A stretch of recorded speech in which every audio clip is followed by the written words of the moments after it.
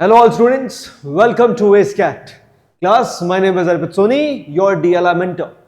Class, मैं मानता हूं कि आपने पार्ट 1 देख लिया है. पार्ट 1 ऑफ किसका sir? All India open mock test के DLR सॉल्यूशंस, जिसमें मैंने क्या डिस्कस किए थे सर? 2 सेट्स डिस्कस किए थे. अब जो रिमेनिंग सेट्स है, जो रिमेनिंग 2 सेट्स है, वो अपन इस पार्ट में कवर करने वाले हैं. पार्ट 2 में अपन रिमेनिंग 2 सेट्स को कवर करने वाले हैं. ओके स्टूडेंट्स, जो 2 सेट यहां कवर किए थे उसका एनालिसिस आपने कर लिया होगा डेफिनेटली. अब ये 2 सेट्स का एनालिसिस की बारी है. ये जो 2 सेट्स है ना, ये इसमें एक ऐसा सेट है जो आपके पेपर को बिगाड़ सकता है. ये अपन डिस्कस करने वाले हैं. लास्ट के ये जो 2 सेट्स थे, ये कहीं ना कहीं डुएबल थे. आपको पता लगा होगा जब आपने सॉल्यूशन देखा, आपको पता लगा होगा कि sir these two were doable. क्या थे? डुएबल. लेकिन सर यहां जो आज 2 सेट्स अपन डिस्कस करने वाले हैं ना, इन 2 सेट्स में से एक तो सर डिफिकल्ट है और दूसरा क्या है sir? Second one is moderate. Moderate to difficult कह सकते हैं, मॉडरेट कह सकते हैं, वैसा है. ये डिफिकल्ट अगर आपने उठाया होगा तो चांसेस है कि आपका स्कोर गिरेगा. चांसेस है, मैं सर्टेनिटी के साथ नहीं कह रहा हूं कि आपका स्कोर गिरेगा ही गिरेगा, लेकिन चांसेस है कि आपका स्कोर गिरेगा. तो अपन कैसे जज करेंगे कि सर ये वाला सेट डिफिकल्ट है या नहीं है? इसी बात के लिए आप इस वीडियो सॉल्यूशन को देख रहे हो. इसीलिए इसी बात पे अगर आप सब्सक्राइब भी कर दो तो मजा आ जाएंगे. बाकी सब्सक्राइबर से कुछ फर्क नहीं पड़ता. फर्क पड़ता है किससे? आपका स्कोर इंक्रीज हो रहा है या नहीं हो रहा है. बहुत बेसिक लेवल पे अगर आपका स्कोर इंक्रीज नहीं हो रहा है तो शायद ये YouTube चैनल आपके लिए काम नहीं कर रहा है. आपका स्कोर इंप्रूव होना चाहिए, आपकी अप्रोच में एक चेंज आना चाहिए, आपकी अप्रोच बेटर होनी चाहिए, आपके अंदर कॉन्फिडेंस होना चाहिए कि सर हाँ, अब की बार मॉक टेस्ट दूंगा ना सर, फाड़ दूंगा, काइंड ऑफ दैट. ठीक है, चलो set number 1 of this particular class.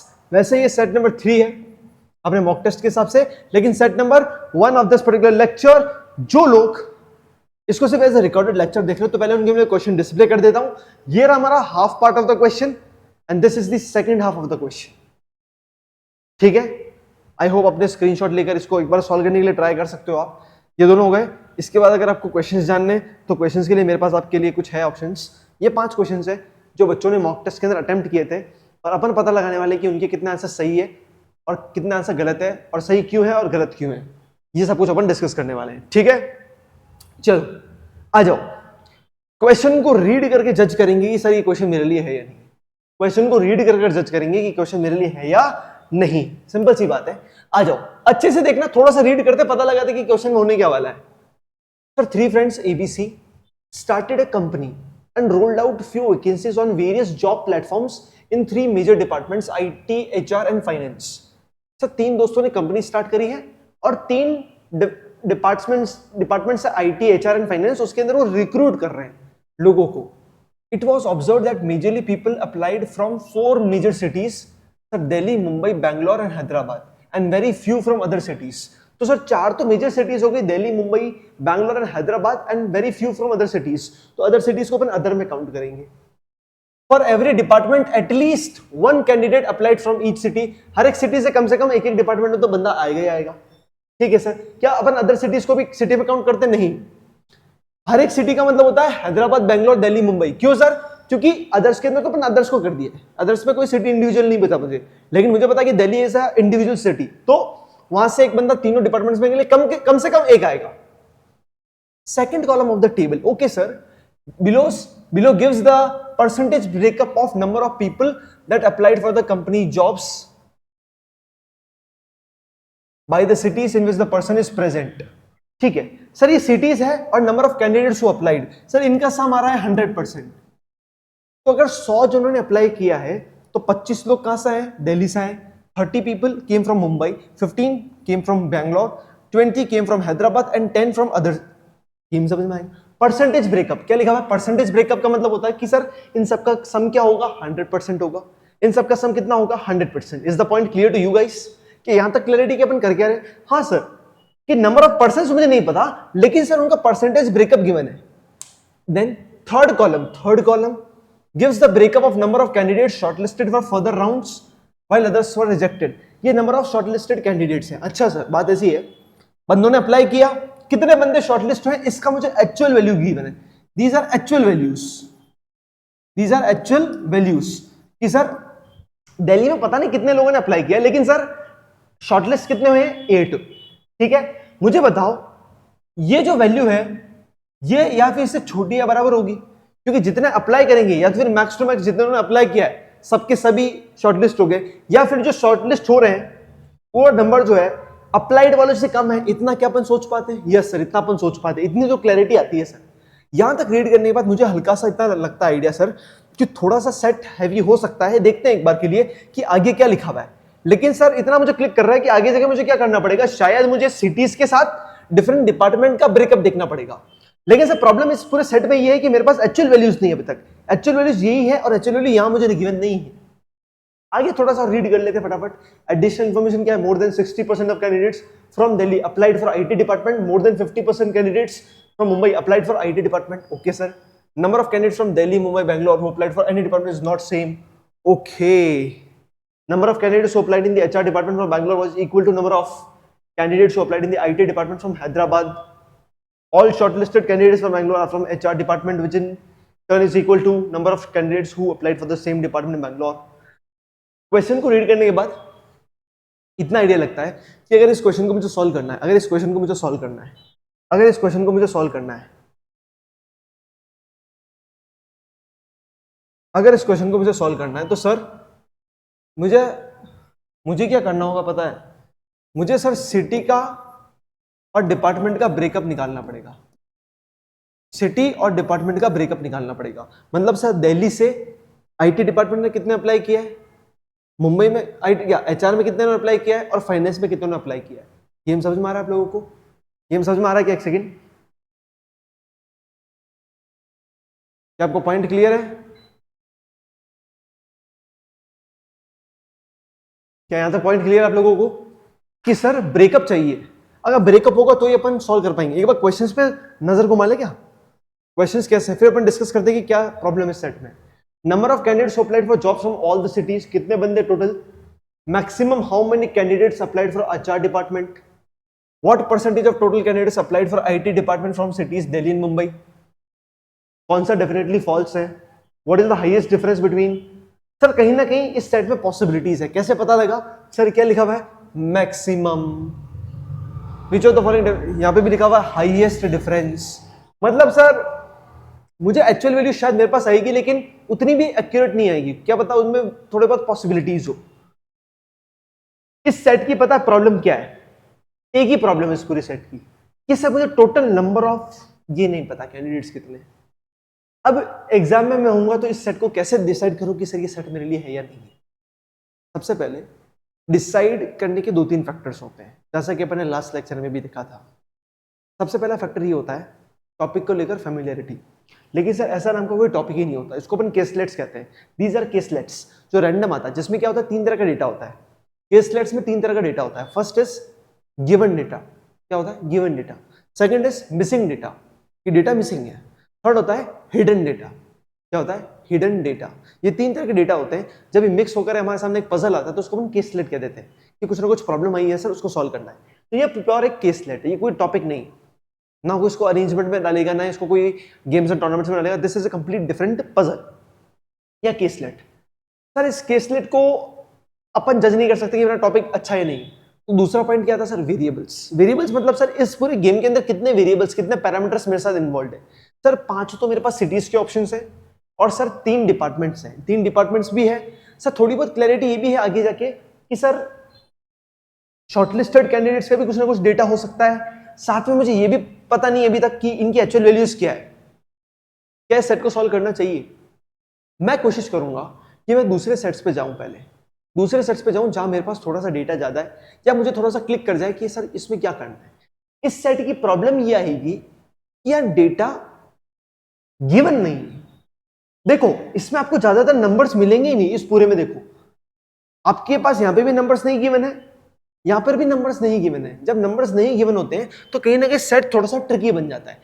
Although ये सॉल्व होगा, ऐसा नहीं कि ये सॉल्व भी नहीं होगा, लेकिन उस टाइम प्रेशर के अंदर जब डेटा बिल्कुल ही गिवन ना होता ना, मतलब नंबर्स नहीं गिवन है, तो गेम क्या थोड़ा पॉसिबिलिटीज में फंसता है।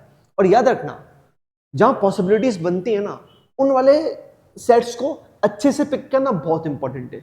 रीजन बीइंग, अगर एक अच्छा सेट है जिसको अगर आपने पिक किया पॉसिबिलिटीज के साथ तो आप सॉल्व भी कर लोगे, लेकिन कोई भयानक सेट हुआ जिसमें पॉसिबिलिटीज है तो आप खो जाओगे, आप सोच नहीं पाओगे। तो ये वही तरह का सेट है जहां पॉसिबिलिटीज अच्छी खासी लेवल पे जा सकती है। ठीक है, but still there is no, कोई ऐसा रूल भी नहीं बना सकता मैं कि पक्का पक्का ये होगा नहीं। बस मैं क्या कर सकता हूं, इस सेट को बाकी 3 सेट्स के साथ कंपेयर करके ये निकाल सकता हूं कि ये सेट मेरे लिए बना है या नहीं बना है। सिंपल सी बात है। क्या कह रहा हूं मैं, इस सेट को मैं बाकी 3 सेट के साथ कंपेयर करके ये बस बता सकता हूं कि कैसा है। और अगर आप तीनों के साथ इसको कंपेयर करोगे, this was difficult than those 3 sets. Point clear आप लोगों को? ठीक है, शैल वी प्रोसीड? ठीक है, चले, चलो डिस्कस करते हैं आगे। अब हम इस सेट को पूरा अच्छे से देखते हैं कि होने क्या वाला है। सर इतना मुझे आइडिया लगा कि सर ऐसा सा कुछ है, ऐसा सा कुछ है। ठीक है, चलो सर इतना मुझे क्लिक कर चुका है कि सर मुझे सिटीज का डिफरेंट डिपार्टमेंट्स के साथ ब्रेकअप चाहिए। तो सिटीज का मुझे क्या चाहिए, डिफरेंट डिपार्टमेंट्स के साथ ब्रेकअप चाहिए कि सर दिल्ली का आईटी में कितने गए, एचआर में कितने गए, फाइनेंस में कितने गए। सिमिलरली फॉर अदर सिटीज, इनका किस में कितना कितने लोग बाग गए, कितनों ने अप्लाई किया, कितनों ने अप्लाई किया। यहां क्या आएगा सर, टोटल। यहां क्या आएगा, टोटल आएगा कि दिल्ली से कितनों ने अप्लाई किया, मुंबई से कितनों ने, बैंगलोर से कितनों ने, हैदराबाद से कितनों ने और अदर से कितने। ये जो है ये इन तीनों का सम है। इन तीनों का सम करोगे तो ये आएगा, इन तीनों का सम करोगे तो ये आएगा, इन तीनों का ये, इन तीनों का ये, इन तीनों का ये। यहां पे टोटल क्या आएगा, यहां पे टोटल वो आएगा कि टोटल नंबर ऑफ पर्संस कितने थे हमारे पास में। ठीक है, चलो एक बार ये जो इंफॉर्मेशन है इसको अपन उसमें कन्वर्ट करने की कोशिश करते हैं। मोर than 60% of candidates from Delhi applied for IT department. मतलब दिल्ली के अंदर क्या लिखा हुआ है सर, पॉइंट लिख लेते हैं। दिल्ली के अंदर मोर देन 60% जो है वो आईटी डिपार्टमेंट में जाएंगे। क्या यही बात है सर? मतलब अगर दिल्ली में अगर आ रहे हैं 10%, तो सर 6 से ज्यादा लोग आईटी में जाएंगे। 6 से ज्यादा, 6 भी नहीं, 6 से ज्यादा, 60% से ज्यादा बोला है।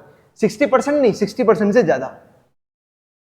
More than 50% candidates from Mumbai applied for IT department. अच्छा सर, मुंबई से भी सेम केस है कि मुंबई जो है उसमें 50% से ज्यादा क्या आएंगे, आईटी डिपार्टमेंट में जाएंगे। ठीक है, ये अलग डेटा है, इसको मैं साथ साथ में लिखता चल रहा हूं। डेटा अच्छे से लिखो, क्लिक करेगा कि कैसे सॉल्व करना था। Number of candidates from Delhi, Mumbai and Bangalore who applied for any department is not same. Delhi, Mumbai, Bangalore के किसी भी डिपार्टमेंट में सेम नहीं है। मतलब सर दिल्ली से बात करें तो दिल्ली के तीनों डिपार्टमेंट में अलग अलग नंबर आएंगे, मुंबई के अंदर तीनों लगाएंगे, बैंगलोर के अंदर तीनों लगाएंगे। मतलब सर ये डिफरेंट आएगा, ये भी डिफरेंट आएगा और ये भी डिफरेंट आएगा। ये में समझ में आ रहा है क्या? मतलब इन तीनों की वैल्यूज डिफरेंट, इन तीनों की वैल्यूज डिफरेंट, इन तीनों की वैल्यूज डिफरेंट आएगी। पॉइंट क्लियर है आप लोगों को? पॉइंट क्लियर है कि इन तीनों की वैल्यू डिफरेंट, इन तीनों की वैल्यू डिफरेंट, इन तीनों की वैल्यू डिफरेंट। ये मुझे बोला इन्होंने, क्योंकि number of candidates across departments in these 3 cities are different. Also for same set of cities, same set of cities मतलब दिल्ली, मुंबई, बैंगलोर की बात कर रहे हैं। Number of candidates who applied for any department from any city is distinct. Distinct मतलब different है। तो sir इन तीनों सिटीज के अंदर डिपार्टमेंट वाइज भी सेम नहीं आएगा। मतलब इसकी इसकी इसकी इसकी इसकी इसकी, मतलब इसको मैं कलर चेंज कर लेता हूं, इन तीनों की और क्या कलर है अपने पास, ये। इन तीनों की वैल्यूज डिफरेंट है, इन तीनों की डिफरेंट है, इन तीनों की डिफरेंट है। ये मैं कहना चाहता हूं। कैसे कहना चाहता हूं? ऐसे, also for the same set of cities number of candidates who applied for any department from any city is distinct. किसी भी सिटी से किसी भी डिपार्टमेंट में डिफरेंट है। मतलब सर ये डिफरेंट है, क्या है, किसी भी सिटी का किसी भी डिपार्टमेंट के साथ डिफरेंट है। तो आईटी डिपार्टमेंट में तीनों सिटीज के अंदर डिफरेंट नंबर आएगा। सर इनका सेम आ सकता है क्या? इनका ऊपर वाले के साथ सेम आ सकता है? यस। इनके लिए मुझे बोला नहीं है अभी तक, इनके लिए मुझे बोला नहीं है, तो इनका आ सकता है डेफिनेटली। ठीक है, चलो। Number of candidates who applied in HR department from Bangalore was equal to number of candidates who applied in the IT department from Hyderabad. HR Bangalore, तो बैंगलोर HR, अगर ये X है, X, हाँ X मान ले, X बोलने में मजा नहीं आता, A मानते हैं इसको, A।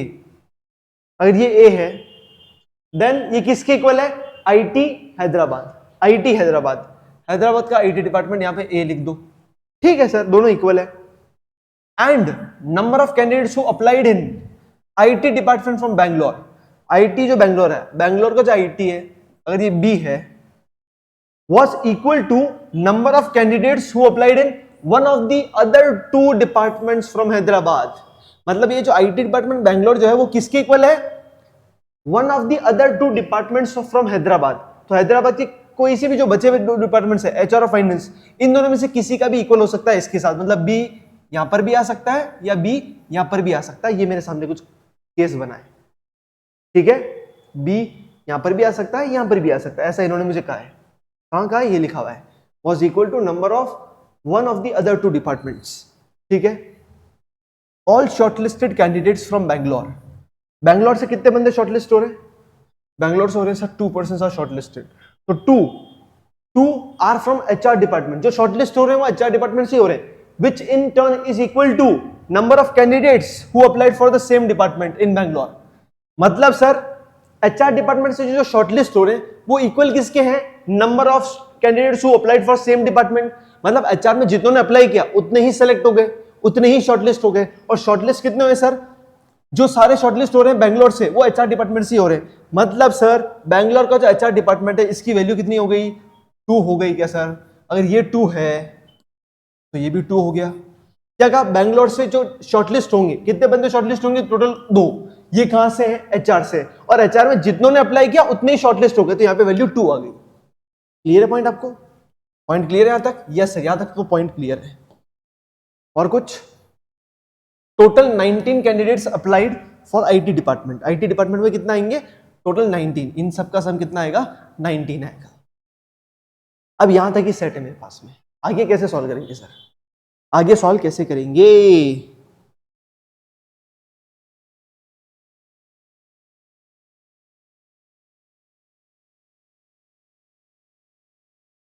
ठीक है, अब अपन को दिमाग ये लगाना है कि जब भी आप इस तरह के केस में अटक जाओ तो गेम ऐसा समझो, हमारा एग्जामिनर ने हमको कुछ ना कुछ डेटा दिया है, हमें पता है कि सर हमें नहीं दिख रहा है, लेकिन एग्जामिनर ने सोच समझ कर दिया है ये सेट, तो डेटा कहीं ना कहीं हिडन है। गेम को समझ रहा, मैंने क्या कह रहा हूँ? डेटा कहीं ना कहीं हिडन है। हिडन मतलब सर कहीं ना कहीं छुपा हुआ है, अपन को निकालना पड़ेगा, क्योंकि इस सेट को अगर आगे अपन सॉल्व करेंगे तो कुछ अपने पास रास्ते ही नहीं है। आपके सामने क्या लिखा हुआ है आपको समझ में आ रहा है? यहाँ तक इसके आगे आप सॉल्व नहीं कर सकते, कुछ ना कुछ डेटा चाहिए। आ जाओ फिर से इस पेज पर आओ, इस पेज पर आओ, यहाँ पे बात करते हैं। यहाँ मैं थोड़ा सा आपसे बातचीत करूंगा। इनकी कुछ वैल्यूज अज्यूम करें क्या? क्या टोटल नंबर ऑफ पर्सन 10 हो सकते हैं क्या? 10 हो सकते हैं क्या? नहीं हो सकते सर 10, क्योंकि 15% ऑफ 10 होता है कितना? 1.5। कितना होता है? 1.5। पॉसिबल नहीं, 1.5% कैसे बैंगलोर के लिए अप्लाई कर सकते हैं? तो सर इनकी total candidates, number of candidates applied, इसका मिनिमम वैल्यू कितना हो सकता है? 20 हो सकता है, मिनिमम 20 हो सकता है। ये मैं मानकर चल रहा हूं, मैं ऐसे देख रहा हूं भाई ये जो डेटा गिवन है इसको मैं क्यों यूज कर रहा हूं? क्योंकि ये मेरे पास कैंडिडेट्स भी है थोड़े बहुत, और मुझे पता है कि आईटी में टोटल 19 आएंगे, और कुछ वैल्यूज भी ऐसे ऐसे कुछ गिवन है। तो देखते हैं क्या होगा। अगर मैं 20 एज्यूम करता हूं तो इसकी वैल्यू कितनी होगी? 5, इसकी 6, इसकी 3, इसकी 4, इसकी 2। इसके हिसाब से जो ब्रेकअप करेंगे ये होगा। सर दिल्ली में 5 लोगों ने अप्लाई किया और 8 लोग शॉर्टलिस्ट हो गए, जम रहा है क्या? नहीं जम रहा है सर, मतलब ये वाला केस तो क्या है? गलत है। तो टोटल नंबर ऑफ पर्सन 20 तो हो ही नहीं सकते, 20 तो हो ही नहीं सकते। तो सर 20 के मल्टीपल्स होंगे, 20 के मल्टीपल्स होंगे। इतना गेम समझ रहे हो? क्या होगा सर? 40 मान के चले, 40 मान के चलते हैं। कितना हो जाएगा सर? 10, 12, 6, 8 एंड 4। सर 10 ने अप्लाई किया, 8 शॉर्टलिस्ट हुए, हाँ सर बनता है। 12 ने अप्लाई किया, 6 शॉर्टलिस्ट हुए, बनता है सर। 6 ने अप्लाई किया, 2, 6, ठीक है सर। 40 वाला तो केस समझ में आ रहा है। तो टोटल जो कैंडिडेट्स है वो क्या 40 हो सकते हैं? 40 हो सकते हैं सर, 40 तो हो सकते हैं, ठीक है। अब चलो सर इसको आगे और देखें क्या और क्या क्या पॉसिबल है। चलो सर इसको अपन 60 मान ले तो देख लेते हैं सर। यहाँ पे कितने आ जाएंगे? 15।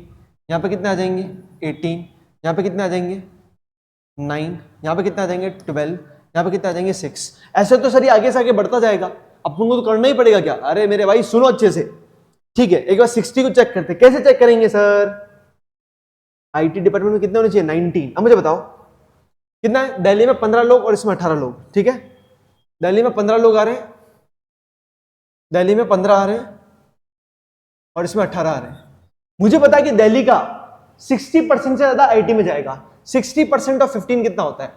60% ऑफ 15 कितना होता है? 9 होता है क्या सर?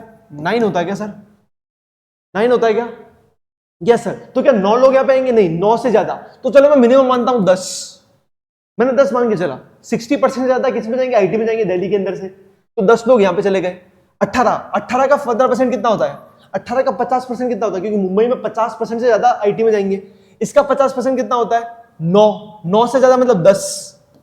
अब देखो इन सबका सम 19 आ सकता है या कभी नहीं आ सकता। मतलब अगर अपन इस नंबर को इंक्रीज करेंगे ना सर, तो अपना क्या होगा ना सर, ये वाला जो ब्रेकअप अपन करना चाह रहे हैं, इससे ये वाली वैल्यूज थोड़ी सी बिगड़ेगी, ये वाली वैल्यूज थोड़ी सी बिगड़ेगी। क्या गेम समझ में आया आपको? क्या गेम समझ में आया? अब बता मुझे, अगर मैं टोटल नंबर ऑफ कैंडिडेट्स को 60 से भी आगे बढ़ा देता हूं, अगर मैं 80 रख देता हूं या और भी कुछ कर देता हूं, तो क्या मेरा आंसर कंडीशंस को फुलफिल कर पाएंगे? नहीं कर पाएंगे। इसका मतलब टोटल कैंडिडेट्स कितने हैं? 40 है, क्योंकि 20 हो नहीं सकता, क्योंकि यहां पे अपन ने देखा था ब्रेकअप नहीं हुआ था, और 60 हो नहीं सकता, और 60 से आगे करोगे तो भी नहीं हो सकता। इसका मतलब 40 क्या हो गए? टोटल नंबर ऑफ कैंडिडेट्स हो गए। अगर टोटल नंबर ऑफ कैंडिडेट्स अगर 40 हो गए, कितने हो गए?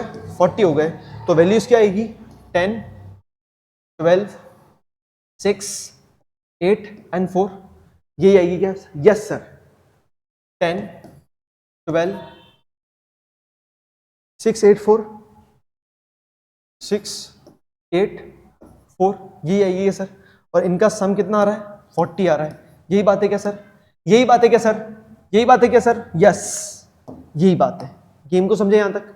गेम को समझे क्या यहां तक? ठीक है सर। ये जो 10 लोग लिखे हुए हैं किसके सर? दिल्ली के। इसका 60% कितना होता है? इसका 60% तो 6 होता है। तो मिनिमम सर आईटी के अंदर 7 लोग तो जाने ही पड़ेंगे, मिनिमम 7 लोग तो जाने ही पड़ेंगे। क्यों सर 7 लोग? आप कैसे बता पा रहे हो? क्योंकि मेरे भाई 60% से ज्यादा चाहिए। 60% कितना होता है? 6 होता है। तो 60% से ज्यादा मतलब 7 इज मिनिमम। अगर 7 लोग यहां जा रहे हैं, तो इन दोनों का सम कितना आएगा? 3 आएगा। तो मतलब एचआर प्लस फाइनेंस कितना आएगा? 3 आएगा। और 3 को ब्रेकअप करो तो 1 और 2 ही हो सकता है, 1 और 2 ही हो सकता है, क्योंकि अपन को पता है इनमें से किसी की भी वैल्यू, इन सिटीज के अंदर से किसी की भी वैल्यू 0 नहीं हो सकती, क्योंकि हर सिटी से कोई ना कोई कम से कम एक बंदा तो हर डिपार्टमेंट के लिए अप्लाई कर ही रहा है। ये मुझे स्टार्टिंग से पता ही है। तो सर यहाँ पे 7 लिखता हूं और यहाँ पे 1 और 2 लिख रहा हूं, क्योंकि मुझे तीनों वैल्यूज डिफरेंट चाहिए। यहाँ पे डिफरेंट लिखा हुआ है, ठीक है। तो अगर मैं यहाँ पे 7 लिखता हूं, 2 यहाँ पे आ नहीं सकता, तो 2 को यहाँ लिख दो, 1 को यहाँ लिख दो। सम कितना आ रहा है? 10। क्या कंडीशन फुलफिल हो रही है? Yes sir. सर आप आईटी डिपार्टमेंट को 8 लेकर देखो ना, अगर मैं इसको 8 लेता हूं तो इन दोनों की वैल्यू कितनी आएगी? 1 और 1, 1 और 1 वैल्यू आएगी। क्या यहाँ पे 1 और 1 लिख सकता हूं? नहीं लिख सकता हूं, क्योंकि सभी की डिफरेंट चाहिए, सभी की डिफरेंट चाहिए। गेम समझ में आया यहां तक? ऐसे इस क्वेश्चन को सॉल्व करना है। ये थोड़ा सा कंडीशनल, थोड़ा सा भारी क्वेश्चन है ये। सर 12 लिखा हुआ है, 12 का 50% कितना होता है? 6 होता है। तो मतलब यहाँ पे मिनिमम 7 आ सकता है। यहाँ पे मिनिमम कितना आया? 7 आया। ठीक है सर। 7 अगर किसमें आया? आईटी में, तो एचआर प्लस फाइनेंस कितना आएगा? 5 आएगा क्या? क्योंकि 7 प्लस 5 कितना होता है? 12 होता है। सर 5 आएगा क्या? सर मुझे बताओ, यहाँ पे 7 आ सकता है क्या? नहीं आ सकता, क्योंकि ये तीनों की वैल्यूज भी वर्टिकली भी डिफरेंट आएगी। याद आ रहा है क्या? इसकी वैल्यू डिफरेंट है, इसकी वैल्यू डिफरेंट है, इन तीनों की वैल्यू डिफरेंट है, तो 7 तो पॉसिबल नहीं है। अगर आईटी डिपार्टमेंट से 8 लोग आते हैं तो इनका सम कितना होगा? एचआर प्लस फाइनेंस का कितना होगा? 4 होगा। 4 होगा सर। 4 को कैसे डिवाइड कर सकते हैं? 1 प्लस 3 कर सकते हैं सर, क्योंकि सेम तो रख नहीं सकते, 2 प्लस 2 तो रख नहीं सकते, तो 8 1 3 या 8 3 1 पॉसिबल है। ठीक है सर। आईटी में अगर 9 लोग रखेंगे तो बचेंगे कितने? 3 लोग बचेंगे। और 3 को कैसे डिकोड कर सकते हैं अपन? 1 प्लस 2, और 2 अब आ नहीं सकता, क्योंकि 2 इस कॉलम में भी हो चुका है, इस कॉलम में भी हो चुका है। मतलब क्या होगा सर? यहाँ पे लिख दो 8, 1 यहाँ पे आ चुका है, तो यहाँ पे लिखो 3 और यहाँ पे लिखो 1। 8 3 1, 8 3 1, 8 3 1। क्लियर है पॉइंट यहां तक? पॉइंट यहां तक क्लियर है? ठीक है, बढ़े आगे। यस सर, समझ में आ रहा है।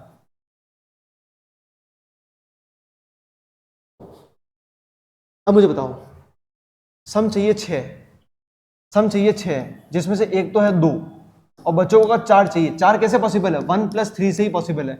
अगर तीनों वैल्यूज डिफरेंट चाहिए तो 1 प्लस 3 से ही पॉसिबल है। सर 1 यहाँ आ नहीं सकता, 1 यहाँ आ नहीं सकता, मतलब बी की वैल्यू कितनी हो गई? बी की वैल्यू कितनी हो गई? 1 हो गई। तो यहाँ पे कितना हो जाएगा? 3 हो जाएगा। 1 2 3, सम कितना आएगा? 6 आएगा। और ये वाली जो कंडीशन है इनको अपन फुलफिल कर पा रहे हैं। यहां तक गेम समझ में आया? गेम समझ में आया यहां तक? आगे बढ़े थोड़ा सा। Yes sir. सर 8 लोग यहां पर हैं, तो 8 में से 2 तो चले गए, बच्चे कितने? 6। और 6 में से एक जगह तो 1 आएगा ही आएगा। क्यों सर? क्योंकि बी में से दोनों में से एक जगह तो बी की वैल्यू आएगी जो बनाएगा, तो दूसरा क्या हो जाएगा? 5 हो जाएगा। तो 1 और 5, तो मुझे पता नहीं है सर 1 और 5 कैसे आएंगे अभी तक। तो एक काम करते हैं, उसको अपन ऐसे लिख देते हैं ना, 1 5 5 और 1। अगर यहाँ पे बनाया तो यहाँ पे 5, यहाँ पे 5 आया तो यहाँ पर 1, यहाँ पे लिखा हुआ है 4। इन सब का सम करो सर, 16 + 2 18, तो यहाँ पे आएगा 1, क्योंकि कॉलम का सम कितना आ रहा है? 19 आ रहा है। अब आगे बढ़ते हैं सर, थोड़ा सा आगे बढ़ते हैं सर 4 यहाँ पे आ चुका है, 2 कॉलम का सम चाहिए, 2 सेल्स का सम चाहिए 3, तो 3 कैसे आएगा सर? 1 + 2 से आएगा 3, तो 1 2 और 2 और 1, ऐसा कुछ लिख सकते हैं क्या सर? यस सर, लिख सकते हैं। पॉइंट समझ में आएगा आप लोगों को? यहाँ तक पॉइंट समझ में आया क्या? अगर ये पॉइंट समझ में आया तो केस आपका सॉल्व हो चुका है। अब आगे अपन को कुछ नहीं करना है, बस सिर्फ क्वेश्चन सॉल्व करने हैं, सिर्फ क्वेश्चन सॉल्व करने हैं और कुछ नहीं करना है अपन को। अब this was the best case about this. करें सॉल्व? यही था, यहीं तक सॉल्व होगा। ये सेट ऐसा ही है, मानता हूं थोड़ा सा हैवी सेट है। अभी सॉल्व करने के बाद आपको लगेगा सर ये तो चुटकियों में सॉल्व हो गया, लेकिन स्टार्टिंग से सॉल्व करना थोड़ा सा भारी काम है इस सेट। ठीक है, चलो। Total number of candidates who applied for the jobs are 40। First का answer 40। Maximum how many candidates applied for HR department? HR में मैक्सिमम, तो एचआर का मैक्सिमम लेना, तो 1 3 2 तो फिक्स है, तो ये तो हो गए 6 लोग। अब मुझे मैक्सिमम चाहिए, तो यहां पे लूंगा 5 को, यहां पे लूंगा 2 को। 5 और 2 कितना होता है? 7। 6 + 7 कितना होता है? 13। तो इसका आंसर कितना हो जाएगा? 13 हो जाएगा। What percentage of total candidates applied for IT department from city Delhi Mumbai? Total candidates कितने हैं? 40। इसमें से कितनों ने आईटी डिपार्टमेंट में अप्लाई किया? दिल्ली और मुंबई से। तो दिल्ली में आईटी कितना है? 7। मुंबई में कितना है? 8। 7 + 8 कितना होता है? 15। तो 15% applied from IT department from cities Delhi and Mumbai out of 40। इसको परसेंटेज में कवर करते हैं, इसको होता है 3/8। 3/8 पता है कितना होता है? 37.5। अगर ऑप्शन से भी देखोगे तो भी 37.5 ही आएगा। ठीक है, आपको पता है 1/8 होता है 12.5, तो 3/8 कितना हो जाएगा? 37.5। Which of the following statement is definitely false? मतलब पक्का पक्का फॉल्स होनी चाहिए रिगार्डिंग शॉर्टलिस्टिंग ऑफ कैंडिडेट्स। ठीक है, पक्का पक्का फॉल्स होनी चाहिए। पहले बता दो उनसे शॉर्टलिस्ट कितने हुए? दिल्ली से कितने शॉर्टलिस्ट हुए थे? 86242 86242 86242। ठीक है, डेफिनेटली फॉल्स पता करना है। मतलब अगर ये जो लिखा हुआ है, अगर ये पॉसिबल हो पा रहा है तो अपन फिर इसको डेफिनेटली फॉल्स नहीं काउंट करेंगे। At least 1 shortlisted candidate applied for IT department. तो शॉर्टलिस्ट हो रहे हैं, इनमें से कम एक बंदा आईटी से आना चाहिए। यहाँ पे पॉसिबल है, पॉसिबल है, यहाँ पे पॉसिबल है, पॉसिबल है, यहाँ पे भी पॉसिबल है, यहाँ पे भी पॉसिबल है, यहाँ पे भी पॉसिबल है। मतलब एटलीस्ट 1 कैन, तो ये हो सकता है, तो ये डेफिनेटली फॉल्स तो नहीं है। All shortlisted candidates from Hyderabad applied for finance department. Hyderabad के सारे फाइनेंस में आने चाहिए। ये हैदराबाद का क्या लिखा हुआ है? हैदराबाद का फाइनेंस से आनी चाहिए हैदराबाद में। अच्छा, तो हैदराबाद के सारे फाइनेंस से आ रहे हैं। फाइनेंस से यहाँ पे 4 जने, अगर यहाँ पे 5 आता है तो ऑलरेडी 4 आ सकते हैं। मतलब पॉसिबल तो है, पॉसिबल तो ये वाली बात पॉसिबल तो है, तो डेफिनेटली फॉल्स तो नहीं है। Maximum shortlisted candidates applied to HR department. Maximum जो शॉर्टलिस्ट हो रहे हैं वो एचआर डिपार्टमेंट से आ रहे हैं, तो 1 3 2 5 2। तो सर इन सब का सम कितना होता है? 3 6, अपन ने कहा था 13% अगर शॉर्टलिस्ट होते हैं एचआर से, मतलब सारे के सारे एचआर वाले शॉर्टलिस्ट हो रहे हैं। लेकिन नहीं होगा, यहाँ पे 1 हो रहा है, यहाँ पे 3 हो सकता है, यहाँ पे 2 हो सकता है, यहाँ पे सिर्फ 4 ही हो सकता है, यहाँ पे 2 हो सकता है। तो कितने शॉर्टलिस्ट हो रहे हैं? 12। कितने? 12। और बच्चे कितने अब? सर यहाँ पे बच्चे थे 7। क्या 7 बच्चे हैं जो यहाँ से चले जाएंगे बाई चांस? हाँ, तो मतलब पॉसिबल है, मैक्सिमम पॉसिबल तो है कि एचआर से ही सेलेक्ट हो सकते हैं, क्योंकि बाकियों के अपन आने नहीं देंगे। यहाँ से 7 गए, इसके यहाँ से कितने गए? 3 गए, तो 7 और 3 10 होते हैं। 10 के बाद 11, ये तो पूरा हो चुका है। 11 जने आईटी डिपार्टमेंट से मैक्सिमम हो सकते हैं, तो मतलब एचआर से मैक्सिमम हो तो सकते हैं। इसका मतलब ये वाली बात डेफिनेटली फॉल्स तो नहीं है। Number of shortlisted candidates in IT department is always greater than finance department. अब ये एक वर्ड है ऑलवेज, ये एक्सट्रीम में जा रहा है। जब एक्सट्रीम में जाता है ना इंसान ऑलवेज, तो ये हमेशा गलती होती है, ये बात डेफिनेटली फॉल्स होगी। Number of shortlisted candidates in IT department is always greater than finance. हमेशा ग्रेटर होने चाहिए फाइनेंस से, आईटी वाले फाइनेंस से ग्रेटर होने चाहिए। अब मुझे बताओ इस वाले केस में देखो कि इस वाले में बाई चांस फाइनेंस आईटी से हुए ही नहीं और फाइनेंस से हो गए तो फाइनेंस ग्रेटर हो गया। इस वाले केस में देखो, इस वाले केस में भी फाइनेंस जीत सकता है, इस वाले केस में भी फाइनेंस जीत सकता है। तो मतलब आप कह रहे हो हमेशा आईटी डिपार्टमेंट ही जीतेगा, ये वाली बात डेफिनेटली फॉल्स है। हमेशा क्यों जीतेगा? ऑलवेज कह रहे हो आप। अगर आप कहते हो पॉसिबल है, हाँ, ऑलवेज ऐसी बात को मैं इग्नोर करता हूं। What is the highest difference between total number of candidates who applied for the HR department and finance department? HR और फाइनेंस का हाईएस्ट डिफरेंस कितना है? एचआर और फाइनेंस का हाईएस्ट डिफरेंस कितना है? देखो, एचआर ये रहा, फाइनेंस ये रहा, ये तीन चीजें तो सेम है। इन तीनों का सम भी यहाँ पे 6 है, यहाँ पे भी 6 है, यहाँ पे 6 है, यहाँ पे भी 6 है, तो डिफरेंस तो यहाँ पे 0 आ रहा है। अब इनका डिफरेंस देखते हैं। मुझे क्या चाहिए? हाईएस्ट डिफरेंस चाहिए। तो मैं क्या करूंगा, यहाँ पे 5 और 2 ले लूंगा और यहाँ पे 1 और 1 ले लूंगा। तो क्या होगा, 5 + 2 कितना हो जाएगा? 7, 1 और 1 कितना हो जाएगा? 2। तो क्या आएगा? मैक्सिमम डिफरेंस 5 का डिफरेंस आ जाएगा। समझ पा रहे हो क्या? हाईएस्ट डिफरेंस चाहिए, तो मुझे क्या करना होगा? ये तो यहाँ पे तो डिफरेंस सेम ही आ रहा है, यहाँ पे देखो मैक्सिमम करना, तो यहाँ पे मैक्सिमम पॉसिबल है। तो 5 और 2 ले लिया एक साइड और एक साइड 1 और 1 ले लिया, तो डिफरेंस कितने का आ रहा है? 5 का आ रहा है। Option A is the correct answer. ठीक है, था ना सेट भाई? सेट सच में अच्छे लेवल का था स्टूडेंट्स, अच्छे लेवल का था सेट्स। आई बात समझ में? ये वो सेट जो अपन एग्जाम में ट्राई नहीं करते हैं वैसे जनरली, क्योंकि थोड़ा सा कैलकुलेटिव है, इसमें टाइम कंज्यूमिंग है, थोड़ा सा प्रॉब्लम है चांसेस की, पॉसिबिलिटीज। क्योंकि असल में टर्निंग पॉइंट क्या था सेट का? टोटल नंबर ऑफ कैंडिडेट्स निकालना। जिसने वो निकाले उनके लिए सेट आसान है। ठीक है, चले अगले सेट पर बढ़े क्या? अगले सेट की तरफ।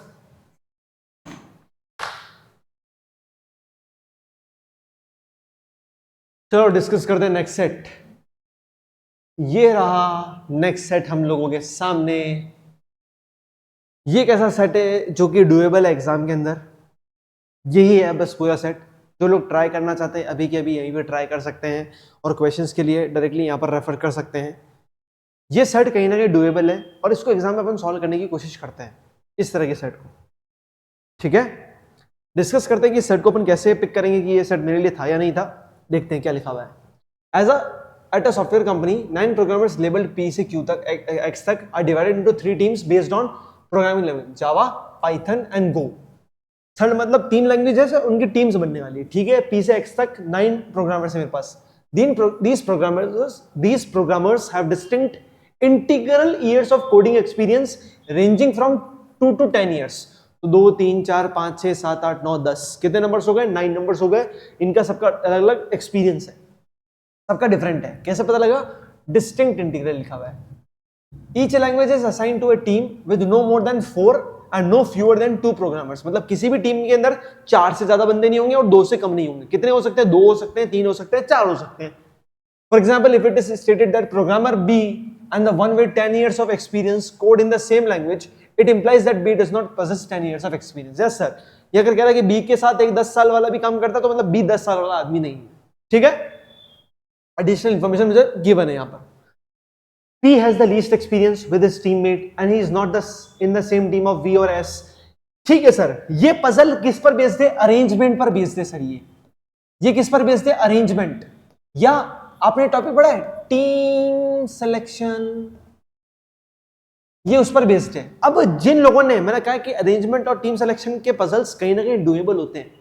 ये क्वांट वाले पजल से थोड़े से इजी होते हैं क्योंकि इनमें कंडीशंस होती है और नंबर्स का गेम नहीं होता है। थोड़ा बहुत नंबर्स का गेम होता है लेकिन अपन आराम से सॉल्व कर सकते हैं। तो ये सेट देखकर ही मैं पहले सोचूंगा कि सर अरेंजमेंट का पजल है, मुझे क्या करना है सर? तीनों टीम सेट करनी है, जावा, पाइथन और गो की। इनमें कौन कौन आएगा, कौन कौन नहीं आएगा, ये मुझे पता लगाना कि कैसे क्या काम होगा। ये इतनी सारी कंडीशन है, इसके बलबूते पर सॉल्व हो जाएगा। क्वेश्चंस कैसे सर? एक बार क्वेश्चंस दिखाओ सर। क्वेश्चंस ऐसे कि what is the total number of years of experience in V's team, which of the following pair is different, the company decide to participate in coding competition. ठीक है, ये भी कुछ ऐसा ही है। Which of the following pair has the maximum years of experience. मतलब sir set को बिना सॉल्व किए तो अपन नहीं निकाल सकते कि आंसर क्या होगा, लेकिन सर इतना मुझे पता लग चुका है कि अरेंजमेंट बेस्ड पजल है। एक छोटी सी टेबल बनेगी कि सर किस प्रोग्रामिंग टीम में कौन कौन बंदे हैं, जिसका टेबल छोटा सा इतना सा मैं रेडी कर सकता हूं कि जावा के टीम मेंबर्स यहाँ आएंगे, पाइथन के यहाँ आएंगे और गो के यहाँ आएंगे। इतना तो अपन सोच पा रहे कि जावा के यहाँ आएंगे, पाइथन के यहाँ आएंगे, गो के यहाँ आएंगे। मुझे नहीं पता इनमें मेंबर्स कितने, लेकिन है सर 4 से ज्यादा नहीं हो सकते और 2 से कम नहीं हो सकते। ठीक है, आ जाओ। खास बात इन पजल्स को सॉल्व करने की ये होती है कि इनमें डेटा लिखना बहुत इंपॉर्टेंट है। डेटा को सही से लिखना बहुत इंपॉर्टेंट है। जो डेटा को सही से नहीं लिख सकता उनके लिए केस बिगड़ जाएगा, उनके लिए केस बिगड़ जाएगा जो डेटा को सही से नहीं लिख सकता। तो अपन डेटा को सही से लिखने की कोशिश करें। P has the least experience with in his team. तो सबसे पहली बात तो सर पी का क्या है, लीस्ट है एक्सपीरियंस इसकी टीम के अंदर, टीम के अंदर, उसकी टीम के अंदर उसका लीस्ट एक्सपीरियंस है and he is not in the same team as V और एस। तो पी जो है सर वी और एस के साथ काम नहीं करता है, काम नहीं करता, ये ऐसा मैं डायरेक्टली लिख सकता हूं। Second point sir, R has an odd number of years of experience. तो सर आर का ऑड नंबर आएगा। आर क्या है, R equals to odd number, odd number, ठीक है। एक्सपीरियंस के हिसाब से बात करें, डेटा को लिखते हैं अच्छे से, आराम से सॉल्व होगा, आराम से सॉल्व होगा। S does not code in Python और गो। एस ना पाइथन में है ना गो में, तो एस को यहां पे आना पड़ेगा जावा के अंदर। और इसका ईयर का एक्सपीरियंस कितना वो अपन सामने बाद में लिखेंगे। The experience of S is 3 times that of P. S का 3 टाइम्स है पी के सामने। तो थर्ड पॉइंट क्या है, S is equals to 3p। S is equals to 3p, जो भी पी का होगा उस हिसाब से 3 टाइम्स हो जाएगा एस का। Q and the individual with 8 years of experience code in the same language. Q और 8 years of experience. तो पॉइंट नंबर 4 सर एक Q है और एक और बंदा कौन है जिसको 8 years का एक्सपीरियंस है, ये सेम लैंग्वेज में काम करते हैं and they are the only members in their team. They are the only members, मतलब इस टीम में ये 2 जने ही होंगे। मतलब सर एक टीम बन चुकी है, एक टीम बन चुकी है जिसके अंदर 2 ही मेंबर्स है, 2 ही मेंबर्स है। तो क्या होगा सर, Q और एक और बंदा है, ये एक टीम, ये मतलब पैकेट बन चुका है। This is the packet which is done, packet done. यहां लिख रहा हूं मैं, आप लोगों के लिए लिख रहा हूं, मेरे को समझ में आ जाता है, ठीक है। पैकेट डन मतलब Q के साथ 8 आएगा, लेकिन सर वो कौन आएगा पता नहीं सर अभी तक। U has the highest level of experience among all the programmers. Among all the programmers मतलब U का क्या हो गया, U का क्या हो गया, 10 हो गया क्या? यस सर, U का 10 हो गया। And it is equal to sum of the total years of experience of 2 of his teammates. U का जो है 10 years का एक्सपीरियंस है, and is equal to sum of the total years of experience of 2 of his teammates. तो U के साथ 2 other programmers और आएंगे और इनका जो सम है इज इक्वल टू 10। क्या बात समझ में आई? तो सर 3 तरह की टीम हो गई। एक टीम हो गई जिसमें 2 मेंबर्स है, एक में 3 है और एक में 4 है। कैसे पता लगा सर? एक में 2 पक्का पता है, U के साथ 3 आएंगे मुझे पता है। कितने हो गए? 2 + 3 कितना होता है? 4। 2 + 3 कितना होता है? 5। एक और टीम कौन सी होगी? 4 जनों की। तो टोटल मेंबर्स कितने हो गए? 9 मेंबर्स। 2 3 4, 2 3 4 क्लिक कर रहा है अपन को, थोड़ा सा कमांड्स यूज करना है। तो U के साथ 2 जने और आएंगे जिनका सम क्या आएगा? 10 के इक्वल आएगा। W and the individual with 4 years of experience are in the same team. तो W और W के साथ में कौन आएगा? एक 4 इयर्स वाला, ये साथ में आएंगे, इनका एक पैकेट है। V has more experience than T but less than W. तो V has more experience than T but less than W. हाँ सर, ऐसा लिख सकते हैं क्या? लिख सकते हैं sir. All 3 of them are in the same team as the individual with 9 years of experience. ये तीनों सेम टीम में है। किसके साथ है? जिसका 9 इयर्स का एक्सपीरियंस है। मतलब ये कौन कौन टीम क्या बन गई एक जने की? Point number 7। तो एक टीम कौन सी बन गई? जिसमें V है, W है, T है और एक पर्सन है जिसका 9 इयर्स का एक्सपीरियंस है। एक पर्सन है जिसका 9 इयर्स का एक्सपीरियंस है, ठीक है। तो ये 4 जनों की टीम बन चुकी है जो कहीं ना कहीं सेट होगी। The Go team has half the number of programmers compare to Java team.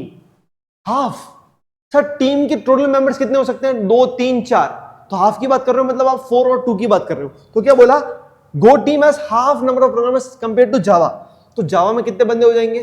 4। गो में कितने हो जाएंगे? 2। इसमें कितने हो जाएंगे? 3। ये क्या है? Total number of team members, total number of team members. Average number of years of experience for all programmers in Java and go team is 6 and 5 respectively. तो जावा का एवरेज आ रहा है 6। जावा का एवरेज अगर 6 आ रहा है तो टोटल सम कितना आएगा? 24 आएगा क्या? क्योंकि 6 4 जा 24। एंड सर गो का एवरेज कितना आ रहा है? 5 आ रहा है और गो में मेंबर्स कितने हैं, 2 मेंबर्स है, तो इनका सम कितना आएगा, 10 आएगा क्या सर? इनका सम कितना आएगा 2 बंदों का, 10 आएगा क्या सर? यस। ये जो 2 बंदे मुझे पता है कि एक तो क्यू है जिसका कुछ है, और एक बंदा है जिसका 8 इयर्स का एक्सपीरियंस है। तो सर दोनों का सम अगर 10 आना चाहिए तो क्यू का कितना हो जाएगा, 2 इयर्स का एक्सपीरियंस हो जाएगा, 2 + 8 = 10। सर क्यू यहाँ पे क्यों आया, क्योंकि मुझे पता है कि ये पैकेट डन है, क्यू के साथ एक ही बंदा काम करेगा, ये 2 बंदे यहीं पे आएंगे। सर ये 3 जने और एक और चौथा जना, 4 जने इसी टीम में काम कर रहे हैं, मतलब वी भी यहीं पे आएगा, डब्ल्यू भी यहीं पे आएगा, टी भी यहीं पे आएगा। क्लियर है पॉइंट? ठीक है। अब मुझे पता है कि एस का कितना हो जाएगा, 9 हो जाएगा, क्योंकि ये जो लोगों के साथ काम करते हैं उसका 9 इयर्स का एक्सपीरियंस है। अब थोड़ा कलर चेंज करते हैं। सर अगर एस का 9 है तो पी का कितना हो जाएगा, पी का एक्सपीरियंस कितने का हो जाएगा, 3 इयर्स का हो जाएगा क्या, क्योंकि एस = 3p है। Yes sir. सर आर यहां पे आ सकता है क्या, आर यहां पे नहीं आ सकता, क्योंकि आर का ऑड नंबर है, तो आर को यहां पे आना पड़ेगा, आर को यहां पे आना पड़ेगा, और सर यू को भी यहीं पे आना पड़ेगा, क्योंकि सर यू भी यहां पे नहीं आ सकता, यू क्या है, 10 है, यू क्या है, 10 है। अब बचा कौन कौन, ठीक है सर, और क्या निकाल सकते हैं अपन, डब्ल्यू के साथ 4 इयर्स का एक्सपीरियंस आएगा। ठीक है, देखते हैं सर और क्या क्या हो सकता है। पी वी और एस के साथ काम नहीं करेगा, पी जो है वी के साथ काम नहीं कर रहा, एस के साथ काम नहीं कर रहा। पी 8 हो सकता है क्या, पी 8 नहीं हो सकता, तो पी यहां पे आएगा। पी कितना है सर, 3 इयर्स का है, मुझे पता है पी 3 इयर्स का है। और सर यू के साथ जो 2 जने काम कर रहे हैं उनका सम आएगा 10, तो यू के साथ जो 2 जने काम कर रहे हैं उनका सम आएगा 10, तो ये हो जाएगा 7। तो यहाँ पे कौन आएगा सर, यहाँ पे आ जाएगा कौन, अपना कौन बचा, एक्स, एक्स का हो जाएगा 8। अब मुझे बताए कौन कौन से नंबर बचे हैं, 4 5 6 बचे हैं, क्या बचे हैं, 4 5 और 6 नंबर्स बचे हैं। सर डब्ल्यू इन तीनों में से सबसे बड़ा है, तो डब्ल्यू का क्या हो जाएगा, 6 हो जाएगा, वी का कितना हो जाएगा, 5 हो जाएगा, टी का कितना हो जाएगा, 4 हो जाएगा, क्योंकि सर 4 5 6 आएंगे तो यहीं पे ना, तभी जाकर तो गेम ये वाला सेट होगा। और ये मेरे सामने पूरा टेबल सेट हो चुका है, पूरा टेबल सेट हो चुका है। यहाँ पे कितना आ रहा है, सम 20 आ रहा है इनका, यहाँ पे सम 24 आ रहा है, यहाँ पे सम 10 आ रहा है। क्वेश्चन रियली रियली डूएबल है, अगर जिसने कंडीशंस अच्छे से लिख ली है अपने आंखों के सामने, वो अच्छे से सोच पाएगा इस सेट को। ठीक है, अब तो क्वेश्चंस क्या है, बहुत छोटी सी बात है। What is the total number of years of experience, V की टीम का एक्सपीरियंस कितना है, तो वी की टीम का सर टोटल एक्सपीरियंस है इनका 24 इयर्स का। Yes sir. Which of the following pair is different from rest, कौन सा डिफरेंट है, क्यू पी, तो सर क्यू यहां पर है, पी यहां पर है, दोनों डिफरेंट टीम के। आर यू, आर और यू सर सेम टीम के। एस टी, एस टी भी सर सेम टीम के, और सर वी और डब्ल्यू भी सेम टीम के, मतलब ये ही डिफरेंट टीम का, इसलिए ये ऑड वन आउट हो जाएगा, ये डिफरेंट टीम के इसलिए दोनों। The software company decides to participate in a coding competition, किसी कॉम्पिटिशन में जाना चाहते हैं, and each 3 member team must have 1 member from each language, मतलब जो 3 मेंबर है वो हर एक टीम से एक एक बंदा आएगा। Each 3 member team must have 1 member from each language. How many distinct combinations of team members are possible? तो सर हर एक टीम से एक एक बंदा आएगा। यहाँ पे कितने बंदे अपने पास अवेलेबल है, 4 बंदे पॉसिबल है, तो यहाँ पे 4 में से कोई भी आ जाएगा। यहाँ पे 3 बंदे पॉसिबल है, इंटू 3, 4 इंटू 3 क्यों कर रहा हूं, क्योंकि एस इन तीनों में से किसी के साथ जा सकता है, डब्ल्यू भी जा सकता है, वी भी जा सकता है, टी भी जा सकता है, परम्यूटेशन एंड कॉम्बिनेशन थोड़ा सा। तो 4 बंदे यहाँ पर अवेलेबल है, ये 4 बंदे इनके साथ 3 जनों के साथ इतने तरीके से मिल सकते हैं, और फिर वापस 2 जने और है, तो ये कितना हो रहा है, 24 हो रहा है। तो 24 is the right answer for this, कि सर 24 डिस्टिंक्ट कॉम्बिनेशंस की टीम बन सकती है, जहां पे 3 मेंबर्स है और तीनों डिफरेंट लैंग्वेज के मेंबर्स हैं। ठीक है, यहां पे क्या है, सेम, यहां तक तो सेम लिखा हुआ है। What will be the difference between the maximum and minimum total years of experience among the teams form, अगर आपने मैक्सिमम और मिनिमम ईयर्स का टीम का डिफरेंस कितना होगा। ठीक है, क्वेश्चन समझ में आया आपको, लास्ट वाला क्वेश्चन टाइप का ही है, लास्ट वाला क्वेश्चन टाइप का ही है। सर अपन मैक्सिमम निकालते हैं कि मैक्सिमम कितना अपन एक्सपीरियंस गेन कर सकते हैं तीनों मेंबर से। यहां पे मैं उठा लेता हूं 9 को, यहां पे 10 को और यहां पे 8 को, इन तीनों को जोड़ूंगा तो मेरी एक टीम बनेगी जिसका मैक्सिमम एक्सपीरियंस कितना आ रहा है, 27 आ रहा है। मिनिमम निकालते हैं सर, मिनिमम कितना आ रहा है, यहाँ पे मिनिमम कौन है, 4 है, यहाँ पे 3 है, यहाँ पे 2 है, 3 4 2 कितना होता है, 9। मैक्सिमम एक्सपीरियंस 27 हो सकता है, मिनिमम 9 हो सकता है, दोनों का डिफरेंस कितने का है, 18 का है, इसलिए आंसर कितना हो जाएगा, 18 हो जाएगा। डुएबल क्वेश्चंस, इतनी लैंग्वेज तो अपन समझ सकते हैं। विच of the following pairs has the maximum years of experience? किन किन पेयर्स का मैक्सिमम एक्सपीरियंस है? एस और पी, S9 P3 कितना आ रहा है इनका? 12 ईयर्स का एक्सपीरियंस आ रहा है। एक्स और डब्ल्यू, एक्स और डब्ल्यू 8 + 6 is 14 ईयर्स का experience, this is 14। R and T, R और T 7 + 4 is 11 and U and V, U यहां पर है, वी यहां पर है 15, 10 + 5 is 15, यहां पे 15 ईयर्स का एक्सपीरियंस आ रहा है। क्या बचा? Maximum years of experience, option B is the correct answer. आई क्या बात समझ में? हेलो एवरीवन, बात आई क्या समझ में? ये थे हमारे सामने दो सेट्स और ये होता है हमारे ऑल इंडिया ओपन मॉक का सॉल्यूशन समाप्त। आई होप आपको क्लैरिटी है कि सर कैसे सेट को हमें अप्रोच करना था। क्लियर पॉइंट आप लोगों को समझ में आया? सेकंड वाला सेट डुएबल था, अरेंजमेंट पर बेस्ड था, ज्यादा क्वांट्स नहीं थी, थोड़ी सी क्वांट्स थी, लेकिन इतना हम जानते हैं। ठीक है, मिलते हैं नेक्स्ट वीडियो में। Till then keep learning and keep practising. Bye bye.